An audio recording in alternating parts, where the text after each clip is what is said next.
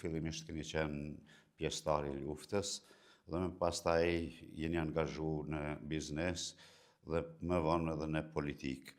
A mund ta përshkruani pak kohën në të cilën keni zhvilluar këto aktivitete? Po fillojmë njëherë mas pari, falenderoj shumë në ftesën, megjithëse shumë rrallë kom folur për luftën, kohën e fundit komunistë më folur për luftën, për arsye se jam kon pjesë e luftës. Në rënd parë po them që për vitit 92-93 jam kon pjesë legale në Ministrinë e Mbrojtjes në atë kohë.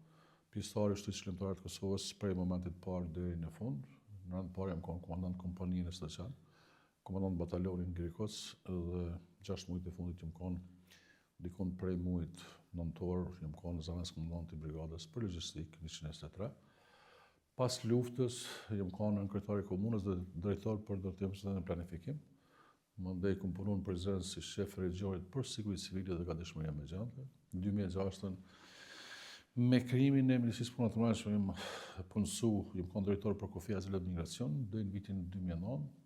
Në 2009 jem kon pjesë aleancës, domethënë, dhe jem kon në kryetari i komunës deri në vitin 2010. Në 2010 jem zgjedhur deputet i Parlamentit të Kosovës. Në 2014 jem zgjedhur për dytë deputet i Parlamentit të Kosovës.